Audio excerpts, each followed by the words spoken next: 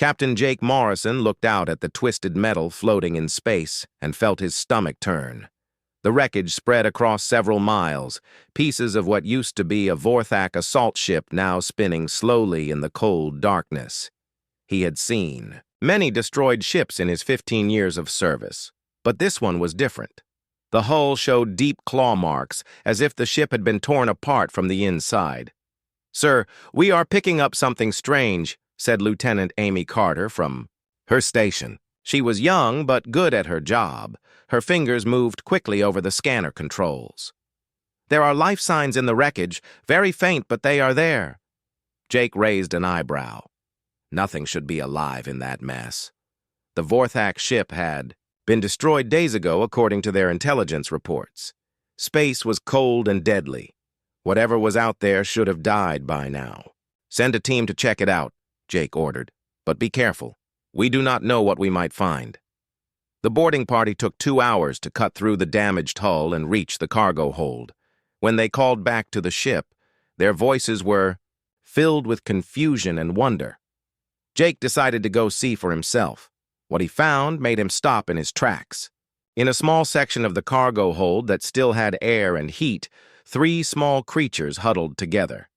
They were no bigger than human children, maybe 3 or 4 years old. Their bodies were covered in soft fur that shimmered with different colors in the light. Large amber eyes looked up at him with intelligence and fear. But it was what lay beside them that made Jake's breath catch. A massive Vorthak warrior, easily 8 feet tall, lay motionless on the floor. Her chitinous armor was cracked and covered in dark blood. Her 4 arms were arranged around the small creatures in a protective circle, even in death. "My God," whispered Dr. Lisa Grant, the ship's doctor. She knelt down next to the small beings. These must be her cubs. She died protecting them. Jake had fought the Vorthak for years. Everyone knew them as monsters, killing machines that showed no mercy.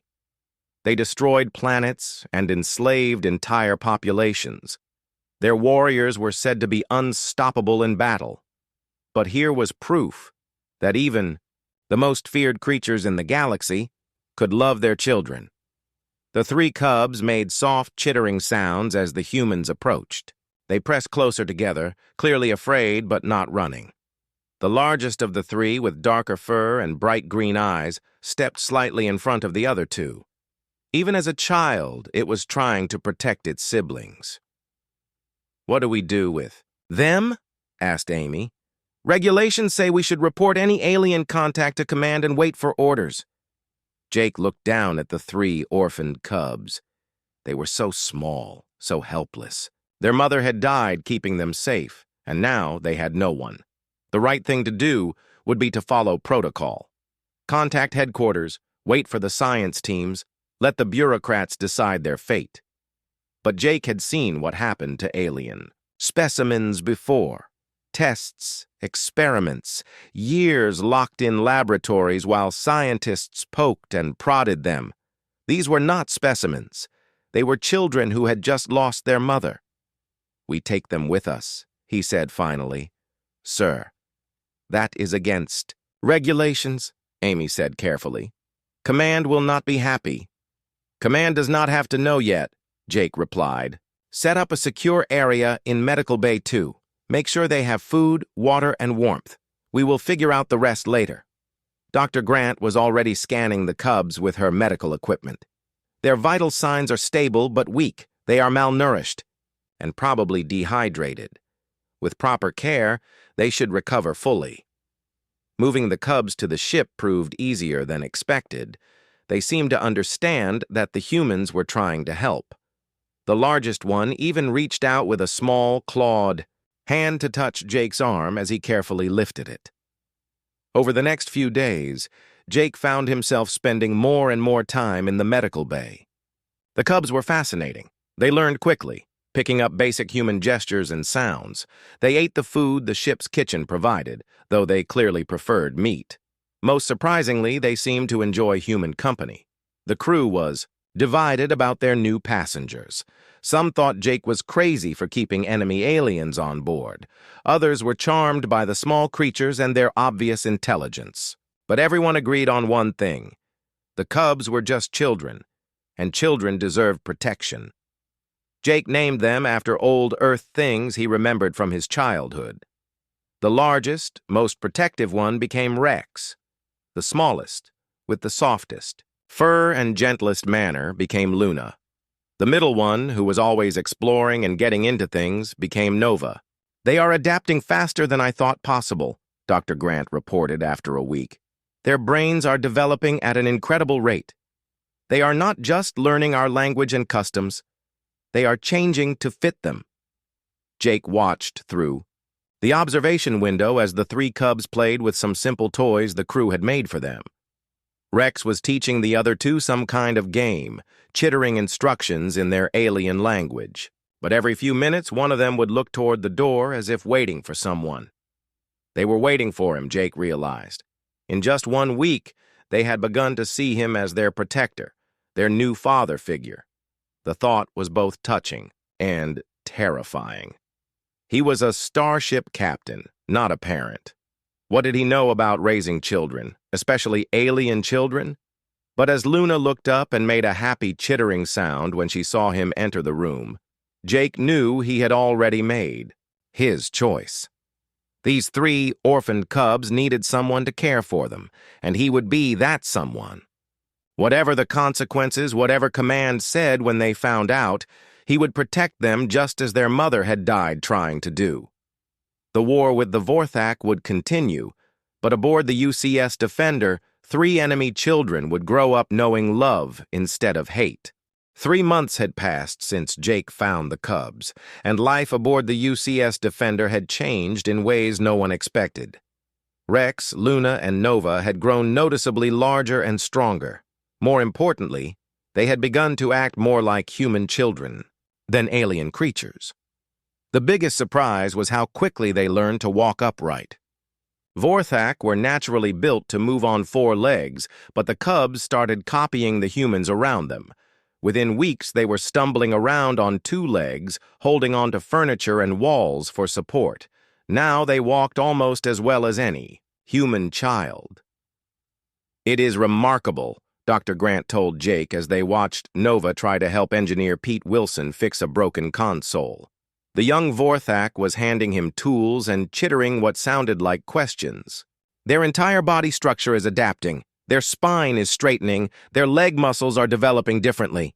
They are literally evolving to match their environment." Jake smiled as Nova successfully handed Pete the right tool without being asked. The cub had been watching the engineer work for weeks and was starting to understand how the ship's systems worked.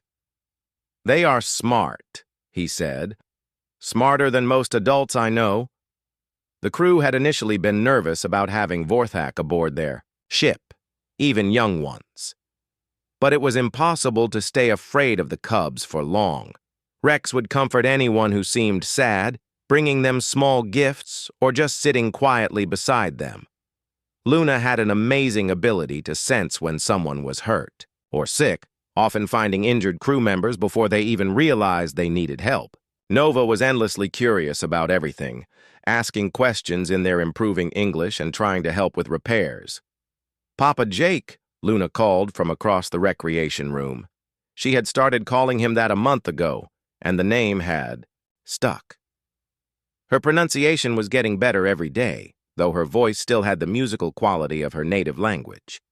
Jake walked over to where Luna was sitting with Communications Officer Ben Hughes. They were working on a puzzle together, something Ben had made from spare parts.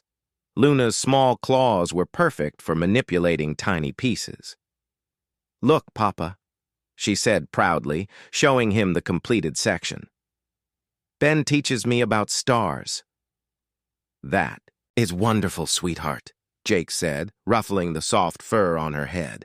The gesture had become natural to him, though he sometimes wondered what his old commanding officers would think if they could see him now. The cubs had their own quarters now, a large room that had been modified for their needs. They slept together, in a pile, the way their species naturally did. But they had also learned to use furniture like chairs and tables. Their room was filled with toys, books, and learning materials that the crew had made or found for them. Teaching them had become a ship-wide effort. Everyone contributed something. Amy taught them mathematics and basic science. Dr. Grant handled their medical care and biology lessons. Pete showed them how machines worked. Ben helped with language and communications. But it was Jake they turned to for the important things. When Rex had nightmares, he would come padding down the corridor to Jake's quarters. When Luna was scared during a storm in space, she would climb into Jake's lap and ask him to tell her stories about Earth. When Nova got into trouble for taking apart something he should not have touched, Jake was the one who explained why rules were important. "They see you as their father," Dr. Grant observed one evening as they watched the Cubs play a game that seemed to be part human tag and part Vorthak hunting ritual. Not just a caretaker or a guardian, their father. Jake nodded. He had come to see them the same way. The love he felt for these 3 orphaned aliens was as strong as anything he had ever experienced. They were his children in every way that mattered. "Sir, we have a problem," Amy said, entering the recreation room with a worried expression. "Command has been asking questions about our extended patrol route. They want to know why we have been avoiding the main shipping lanes." Jake had been dreading this moment.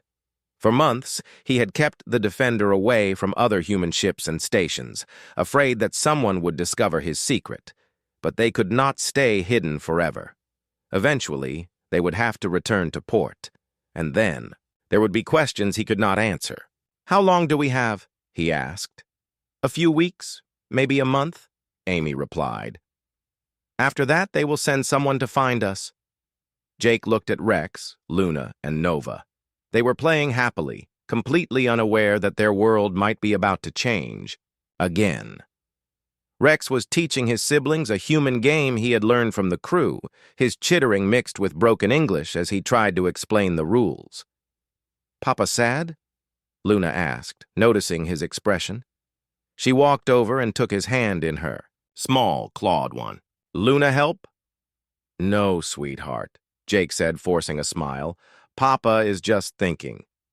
But Luna was not fooled. She had learned to read human emotions almost as well as human words. She chittered something to her brothers, and soon all 3 cubs were surrounding Jake, offering comfort in their own way. That night, after the cubs were asleep, Jake called a meeting with his senior staff. They gathered in his ready room, their faces serious. "You all know what we are facing," Jake began. "When we return to port, there will be questions about the Cubs. Command will want to take them for study. They will be locked up, experimented on, treated like weapons instead of children." "What are our options?" asked Pete. "Not many," Jake admitted. "We could try to find them a home on one of the frontier worlds, somewhere beyond the reach of the military. But that would mean never seeing them again, and they would be alone among strangers who might not understand them." "What about refugee status?" suggested Ben. "They are war orphans, after all." Dr. Grant shook her head. "The government would never grant refugee status to Vorthak, especially not with the war still going on. They would be classified as enemy aliens and held indefinitely." The room fell silent. Everyone knew the Cubs deserved better than that, but the options were limited. "There is another choice," Jake said finally. "We could resign our commissions, all of us. Take the Cubs and disappear. Find some remote world where we can live quietly." It was a big request. These people had families, careers, lives they would be giving up. But as Jake looked around the room, he saw determination on every face. "When do we leave?" asked Amy. "You do not have to do this," Jake protested. "They are my responsibility." "They are our family, too," Pete said firmly. "Rex helped me fix the engines last week. Nova brings me coffee every morning. Luna sings me to sleep when I have insomnia. They are not just your children anymore, Captain. They belong to all of us." Jake felt tears in his eyes.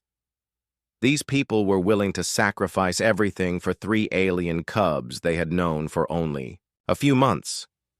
It was the kind of loyalty and love he had never expected to find in the cold depths of space. "Then we better start planning," he said. "We have a family to protect." 7 years had passed since Jake first found the 3 cubs in the wreckage of that Vorthak ship. Rex, Luna, and Nova were no longer small children. They had grown into teenagers, tall and strong, but still maintaining the gentle nature they had learned from their human family. The Defender had become their permanent home. Jake had eventually been forced to report the cubs to command, but by then they had become too valuable as translators and cultural advisors to be taken away. The war with the Vorthak continued, but having 3 friendly Vorthak aboard had helped. The humans understand their enemy better. Rex had grown to be nearly 6 feet tall, his dark fur now showing the silver markings that indicated maturity in his species. He was calm and thoughtful, often serving as a peacekeeper when arguments broke out among the crew. Luna remained the smallest of the 3, but her empathic abilities had grown stronger with age. She could sense emotions from across the ship, and often knew when someone needed help before they asked for it. Nova had inherited his mother's natural intelligence, becoming an expert in both human and Vorthak technology. "Papa, something is wrong," Luna said, entering the bridge where Jake was reviewing patrol reports. Her amber eyes were wide with concern, and her fur was standing on end in the way it did when she was frightened. "What is it, sweetheart?" Jake asked, immediately giving her his full attention. Over the years, he had learned to trust Luna's instincts completely. "Something comes," she said, her English now perfect despite the musical quality her voice had retained. "Something from the old life. I can feel it in my dreams." Before Jake could ask what she meant, the ship's alarms began to sound. Amy's voice came over the communication system, tight with tension. "Captain, to the bridge immediately. We have a massive contact approaching on long-range sensors." Jake ran to the bridge with Luna close behind him. What he saw on the main screen made his blood run cold. A Vorthak dreadnought was approaching their position, easily 10 times larger than any Vorthak ship they had encountered before. Its hull gleamed with fresh armor plating and weapon systems that looked far more advanced than anything in their intelligence files. "How long until it reaches us?" Jake asked. 6 hours at current speed," Amy reported. "Sir, this is not like the raider ships we usually see. This is a capital ship, probably from their home fleet." Rex and Nova had arrived on the bridge, drawn by the alarm. All 3 cubs were staring at the screen with expressions Jake had never seen before: fear, recognition, and something else he could not identify. "That is Mother's ship," Nova said. Quietly, his voice barely above a whisper, Jake felt his world shift. "What did you say?" "The markings on the hull," Rex explained, his usual calm demeanor cracking. "Those are the symbols of the Royal Guard. Our mother served with them before we were born." "But your mother is dead," Jake said. "We found her body." Luna shook her head slowly. "Not birth mother, battle mother. The one who led our birth mother's unit. She has been searching for us." The next few hours passed in a blur of activity. Jake ordered the ship to battle stations, but he knew the Defender stood no chance against a dreadnought. Their only hope was that whoever was commanding that ship wanted to talk rather than fight. The answer came in the form of a transmission broadcast on all frequencies. The voice that came through the speakers was deep and resonant, speaking in the Vorthak language. But Jake could hear the emotion behind the alien words, a mixture of hope and desperate longing. "What is she saying?" Jake asked. Rex translated, his voice shaking. "She says, 'Lost cubs of my heart, I have searched every star to find you. I am Zarathka the Bloodrender, and I have come to bring you home.'" The name sent a chill through everyone on the bridge. Zarathka was a legend, a Vorthak warrior whose name was spoken in whispers throughout human space. She had destroyed entire fleets, conquered dozens of worlds, and never been defeated in battle. If she had come for the cubs, there was nothing Jake could do to stop her. "Sir, she is requesting permission to come aboard," Amy reported. "Just her and a small honor guard." Jake looked at Rex, Luna, and Nova. They were his children in every way that mattered, but they had also lived with the knowledge that someday their past might catch up with them. Now that day had come. "What do you want to do?" he asked them. The three siblings looked at each other, communicating in the rapid, chittering language they still used when they needed to discuss something privately. Finally, Rex spoke for all of them. "We must meet her, Papa," he said. "She is family, even if we do not remember her. But we are your cubs, too. We will not leave you." Jake felt a surge of pride at their loyalty, but also fear for what was coming. He had heard the stories about Zarathka. She was said to be ruthless, unstoppable, a warrior who showed no mercy to her enemies. What would she do when she found her cubs living among humans, speaking their language, calling one of them father? "Very well," Jake said. "Tell her she can come aboard, but make it clear that any hostile action will be met with force." It was an empty threat, and everyone knew it, but it made Jake feel slightly better to say it. The next hour was spent preparing for the most important meeting in the ship's history. The main hangar bay was cleared and secured. Jake's senior staff took positions around the bay, their weapons ready but not openly displayed. Rex, Luna, and Nova stood beside Jake, wearing the simple uniforms that marked them as crew members of the Defender. When the Vorthak transport ship entered the hangar bay, Jake felt his heart racing. The ship was unlike anything he had ever seen, sleek and deadly-looking, with weapon systems that could probably destroy the Defender with a single shot. The transport's doors opened with a hiss of escaping air, and Zarathka emerged. She was even more imposing than the stories had suggested. Nearly 9 feet tall, her chitinous exoskeleton was covered in scars that spoke of countless battles. Her 4 arms ended in claws that could tear through steel, and her multifaceted eyes burned with an intelligence that was both alien and deeply familiar. Behind her came 6 of her warriors, each one a giant in their own right, armed with weapons that hummed with barely contained energy. But their weapons were lowered, held in a position that suggested respect rather than threat.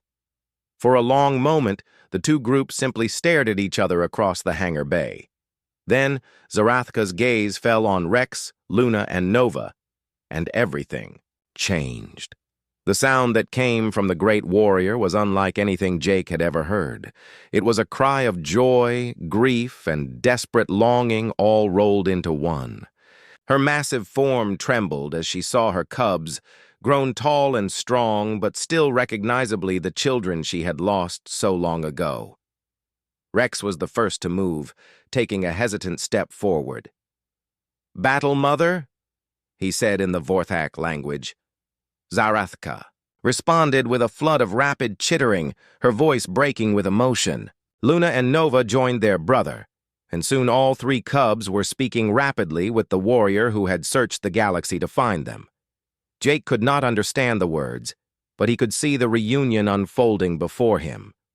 Zarathka was examining every inch of her cubs, checking them for injuries, marveling at how they had grown.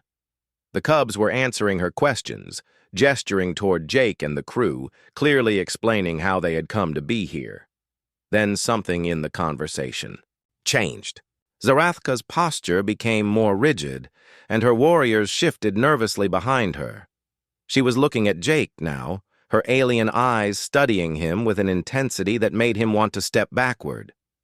Luna said something urgent in their native language, gesturing emphatically toward Jake.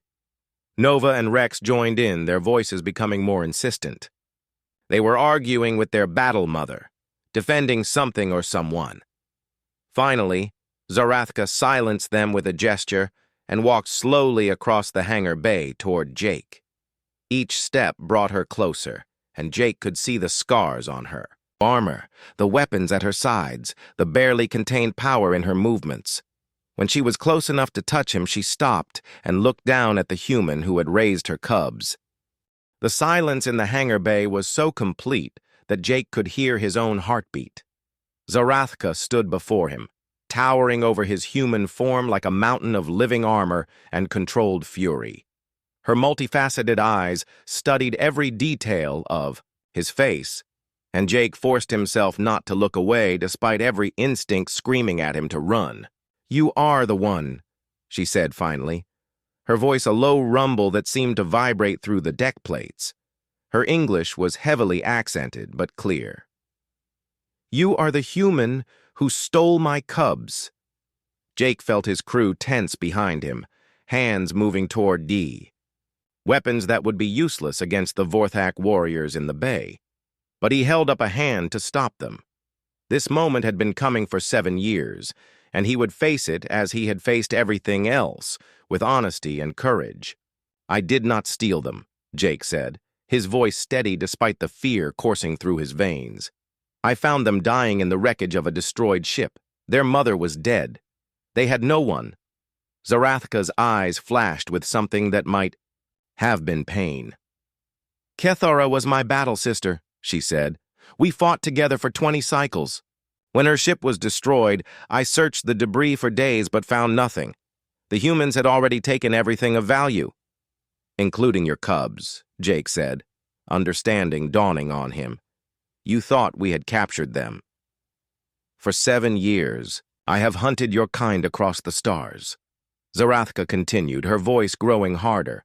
"I destroyed your ships, burned your colonies, killed thousands of your warriors, all to find 3 small cubs who meant more to me than my own life."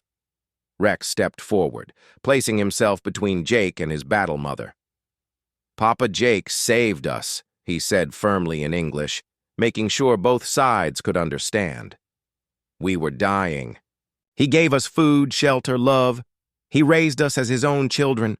"Papa," Zarathka repeated, and there was something dangerous in her tone. "You call this human by the name reserved for blood fathers?" Luna joined her brother, her smaller form trembling but determined. "He is our papa," she said. "He taught us to read, to think, to care for others. He held us when we had nightmares and sang us songs when we were afraid." Nova was the last to step forward, but his voice was the strongest. "He could have turned us over to his military for study and experimentation," he said. "Instead, he protected us from his own kind. He chose love over duty, family over regulations." Zarathka's gaze moved between her cubs and Jake, processing what she was hearing. Her warriors were shifting nervously behind her, clearly unsure how to handle this unprecedented situation. In all their experience, humans were enemies to be destroyed, not potential family members to be evaluated. "Show me," Zarathka commanded, her attention focused on Jake again. "Show me how you raised my cubs."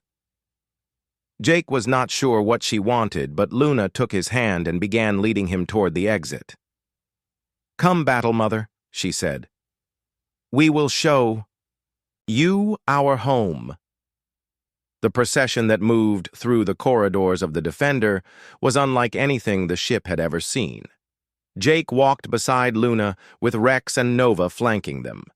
Zarathka followed close behind, her massive form seeming to fill the entire corridor. Her warriors brought up the rear, their weapons ready but not raised. The first stop was the Cubs' quarters.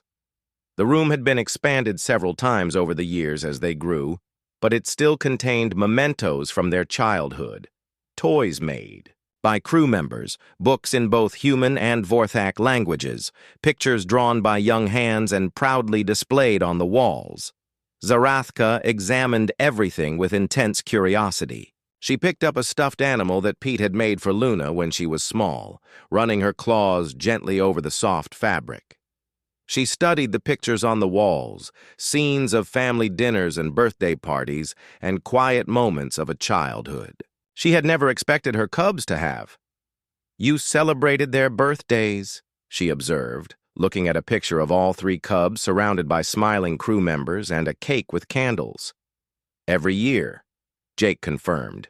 We did not know their actual birth dates, so we chose the day we found them. Luna insisted we needed cake and presents, just like human children. Zarathka turned to look at Luna, who was now nearly as tall as Jake, but still small compared to her battle mother. You wanted to be like the humans? We wanted to belong, Luna said simply. Papa Jake and the crew made us feel like we belonged somewhere. The next stop was the ship's recreation room, where several crew members were trying very hard to look casual while obviously dying of curiosity about their visitors. Rex led Zarathka to a corner where a complex game board was set up. Ben taught us to play chess, Rex explained. It is a strategy game that helps develop tactical thinking. Papa Jake says I am getting quite good at it. Zarathka studied the board, recognizing the strategic elements, even though the game was alien to her. You learned human war games? We learned human thinking, Nova corrected. How to solve problems without violence, how to win through intelligence instead of strength. Papa Jake says the best victory is one where no one has to die. The great warrior was quiet for a long moment, processing this information. In Vorthak culture, strength and combat prowess were the highest virtues. The idea of winning without fighting was foreign to everything she had been taught. The tour continued through the ship. They visited the engine room, where Nova proudly demonstrated his knowledge of both human and Vorthak technology. They stopped by the medical bay, where Dr. Grant showed Zarathka the careful record she had kept of the cub's development and health over the years. They visited the bridge, where Amy explained how Rex had become an expert at communications, and Nova had proven invaluable in understanding captured Vorthak technology. But it was the small moments that seemed to affect Zarathka the most. The way Luna automatically moved to help an injured crew member who was struggling with a heavy box. The way Rex paused to comfort a young ensign who looked nervous about meeting the legendary Vorthak warrior. The way Nova shared his lunch with a maintenance worker who had forgotten to eat. They care for your pack, Zarathka observed, using the Vorthak term for family group. They are part of our pack, Jake replied. They have been for 7 years. When the tour was complete, they returned to the hangar bay. Zarathka's warriors had remained there, but Jake noticed they were no longer standing in aggressive postures. Several crew members had approached them with curiosity rather than fear, and while no one was exactly socializing, the atmosphere was less tense than before. Zarathka walked to the center of the bay and turned to face Jake and her cubs. Her expression was unreadable, but Jake could sense that some kind of decision was being made. In 7 years of searching, she said slowly, I imagined many things I would find. Cubs tortured in laboratories, cubs trained as weapons against their own kind, cubs broken by captivity and abuse. She paused, looking at each of her cubs in turn. I never imagined I would find cubs who had been loved. Rex, Luna, and Nova moved closer together, unconsciously forming the protective circle they had learned as children. But instead of facing outward against threats, they were facing their battle mother and their adoptive father, bridging the gap between two worlds. You have given them something I could not, Zarathka continued, her voice softer now. You have given them a childhood, a family, a home where they could grow without fear. You have made them into something new, something better than either of our species has produced alone. Jake felt a glimmer of hope, but he was not ready to relax yet. Zarathka was still a warrior, still bound by the codes and customs of her people. The next few minutes would determine whether his family would remain together or be torn apart forever. But they are still Vorthak, Zarathka said, and her voice grew hard again. They carry the blood of warriors, the heritage of conquerors. They belong with their own kind. Do they?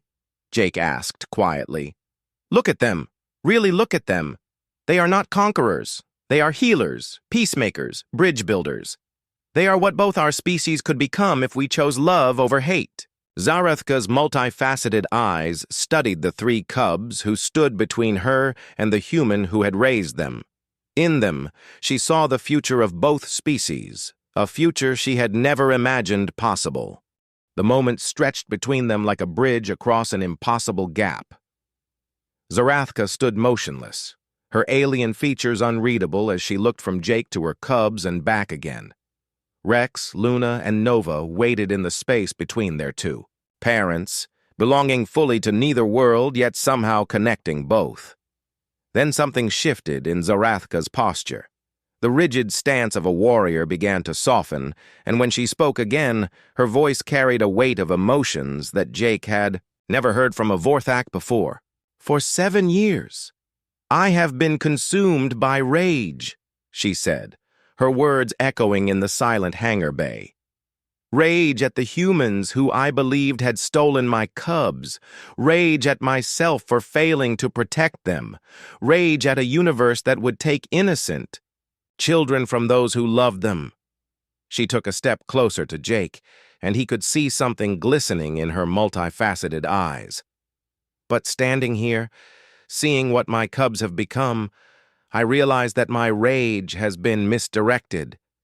You did not steal them from me. You saved them when I could not." Luna moved forward, reaching out to touch her battle mother's armored hand. "We never forgot you," she said softly. "In our dreams, we remembered a great warrior who sang us to sleep with battle songs and taught us that strength without honor is meaningless. But Papa Jake taught us that honor without compassion is empty," Rex added.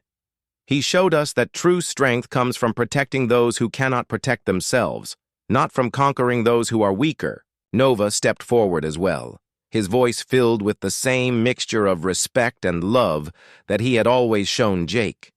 "He taught us your lessons and his lessons, Battle Mother. He helped us understand that we could be warriors and peacemakers, strong and gentle, Vorthak and human all at once." Zarathka looked down at her cubs, seeing them clearly for perhaps the first time since entering the ship. They were tall and strong, bearing the physical marks of their warrior heritage. But there was something else in their bearing, something that had not existed in Vorthak culture for 1,000 years. They carried themselves with confidence, but it was the confidence of those who knew they were loved, not the arrogance of conquerors. "You call him Papa," she said, and there was wonder in her voice now instead of anger. "He earned that name," Luna said firmly. "Not through blood or battle, but through choice. Every day for 7 years he chose to love us, protect us, guide us. He chose to be our father when he could have chosen duty over family." Zarathka turned her attention back to Jake, studying him with new eyes. She saw a human male of average height and build, nothing impressive by Vorthak standards. But she also saw something else now. She saw the way her cubs unconsciously gravitated toward him, seeking his approval and comfort. She saw the protective stance he had taken despite knowing he could not possibly defend them against her. She saw love, pure and unconditional. "You raised warrior cubs as if they were your own young," she said, and her voice was growing softer with each word. "You taught them your values while respecting their nature. You gave them a family when their blood family was gone." Jake nodded, not trusting his voice to remain steady. This conversation was moving in a direction he had never dared to hope for, but he did not want to say anything that might break the spell. "In Vorthak culture," Zarathka continued, "we have a concept that your language cannot fully express. It is called Kethvara, which means one who gives life without giving birth. It is the highest honor we can bestow on someone outside our blood family." She paused, looking around the hangar bay at the crew members who had helped raise her cubs. Amy, who had taught them mathematics and astronomy, Dr. Grant, who had cared for their health and monitored their development, Pete, who had shown them how to build and repair, Ben, who had helped them master human languages and customs. "But you have done more than give life," she said, her gaze returning to Jake. You have given them something we Vorthak had forgotten, existed. You have given them the gift of childhood, of innocence, of believing that the universe can be kind. Zarathka reached into her armor and withdrew a small crystalline device that pulsed with inner light. Jake recognized it immediately, from his studies of Vorthak culture. It was a memory crystal containing the genetic and cultural heritage of an entire family line.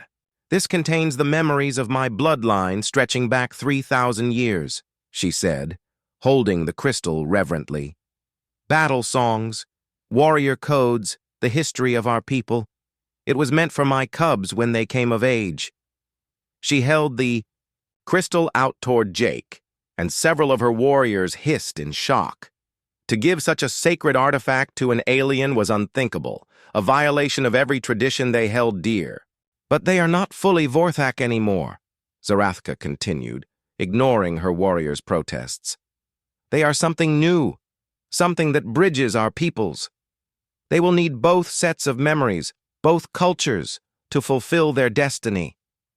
Jake reached out slowly and took the crystal, feeling its warmth against his palm. What are you asking of me? I am asking you to continue being their father, Zarathka said. Teach them of their Vorthak heritage, but do it with the wisdom you have already shown. Help them understand that they can be proud of what they are while still choosing to be better than what their ancestors were. Then, in a moment that would be remembered throughout galactic history, Zarathka, the Bloodrender, terror of a dozen star systems, slowly lowered herself to one knee before Jake Morrison, a simple human starship captain.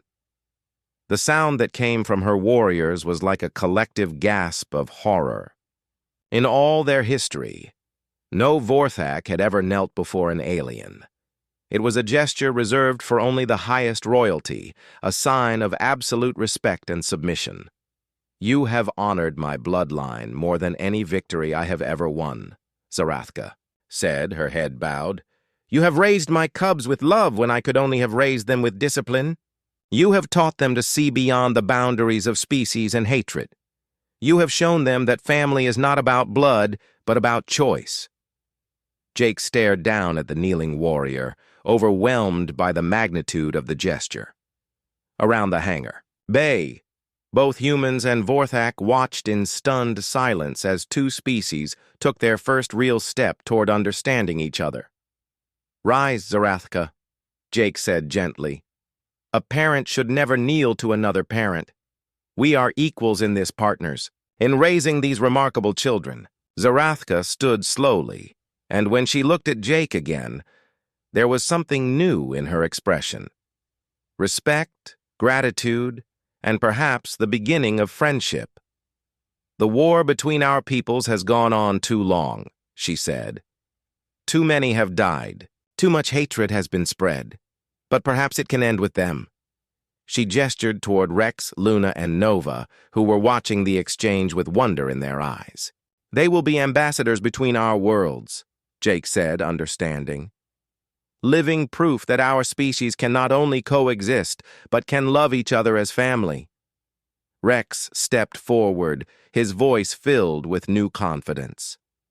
We will go between the worlds, he said. We will speak for both humans and Vorthak, helping each side understand the other. Luna nodded eagerly. We will show them that difference does not have to mean enemy, that strange does not have to mean scary. Nova grinned, showing teeth that were sharp, but somehow friendly. We will teach them what Papa Jake taught us. That love is stronger than fear, that family can be chosen, and that the best way to honor your heritage is to make it better for the next generation. Zarathka looked at Jake one more time, and he saw in her alien features something that transcended species boundaries. She was a mother, grateful to another parent who had loved her children when she could not. They will stay with you, she said. This ship, this crew, this is their family now. But I hope that someday, when the war is over and our peoples can meet in peace, you will visit our home world. I would be honored to show you where your cubs came from. Jake smiled, feeling tears on his cheeks. I would like that very much. As the two groups began to separate, preparing for the Vorthak to return to their ship, Luna ran to Jake and threw her arms around him in a fierce hug. I love you, Papa Jake, she whispered. You will always be my first and best father. Rex and Nova joined the embrace, and for a moment, the family that had been forged in the cold of space stood together, unbreakable despite everything that had tried to tear them apart. Zarathka watched them with what might have been a smile on her alien features. Then she turned to her warriors and began issuing orders in the Vorthak language. But Jake could see that something had changed in them too. They looked at the humans around them not with hatred, but with curiosity and perhaps the beginning of respect. As the great Vorthak dreadnought departed, Jake stood with his cubs on the bridge, watching it disappear into the stars. The war was not over, might not be over for years to come. But today, in this moment, love had triumphed over hatred, and family had proven stronger than the bonds of species and blood. Rex, Luna, and Nova were home, truly home, with the family that had chosen them and the father who had raised them with love instead of fear. And in that simple truth lay the seeds of peace between two worlds that had known only war.